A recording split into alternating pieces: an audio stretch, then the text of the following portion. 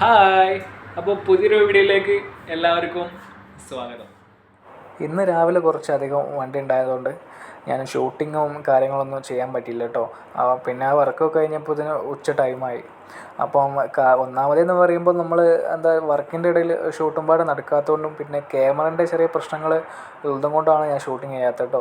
അപ്പം അത് നമുക്ക് പയ്യെ പയ്യെ ചെയ്യാം. ഓക്കെ. അപ്പോൾ എന്നോട് കുറേ ആൾക്കാർ ചോദിക്കുന്നത് അതെന്താ ചെയ്യാത്തത്, വർക്കിൻ്റെ എന്താ ചെയ്യാത്തതെന്ന്. അപ്പം ക്യാമറ ഞാൻ എടുക്കണം, പണി ഞാൻ എടുക്കണം, എല്ലാം ഞാൻ തന്നെ ഒറ്റയ്ക്ക് ചെയ്യണം. അതുകൊണ്ടാണ് കേട്ടോ. അപ്പോൾ പതിയെ പതിയെ നമുക്ക് എല്ലാം ശരിയാക്കാം. ഇതെന്ന് പറയുമ്പോൾ നമ്മൾ ഏത് വണ്ടി വന്നു, ഫിൽറ്റർ ചെയ്ത് മാറ്റി, വണ്ടി നമ്പർ എത്ര എമൗണ്ട് വാങ്ങി എന്നൊക്കെ നമ്മൾ എഴുതി വെക്കുന്ന ബുക്കാട്ടോ. അത് നാട്ടിലാകുമ്പോൾ അങ്ങനത്തെ പരിപാടികളൊന്നുമില്ല. പൈസ വാങ്ങുക, വണ്ടി പോകുക, അത്രയേ ഉള്ളൂ കേട്ടോ.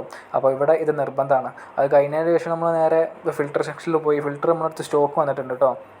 ഫിൽറ്റർ ഞാൻ എന്താ പറയുക, ഫിൽറ്റർ നമ്മൾ ഇടയ്ക്കിടയ്ക്ക് ചെക്ക് ചെയ്യണം. ഫിൽറ്റർ ചെക്ക് ചെയ്തില്ലെങ്കിൽ കഴിഞ്ഞ വീഡിയോയിൽ ഞാൻ പറഞ്ഞിട്ട് നമുക്ക് തന്നെ ഒരു ബുദ്ധിമുട്ടായി മാറും.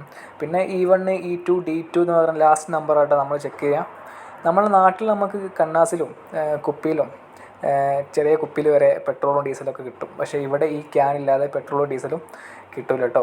അപ്പം ആർവിൻ്റെ ഫിൽറ്ററും നമ്മളെടുത്തിട്ടുണ്ട്. ആർവി എന്ന് പറയുമ്പോൾ കുറച്ച് വില കമ്മിയുള്ള ഫിൽറ്റർ. കഴിഞ്ഞ വീഡിയോയിൽ ഞാൻ പറഞ്ഞിട്ടുണ്ട്, കുറച്ച് വില കമ്മിയുള്ള ഫിൽറ്റർ കേട്ടോ.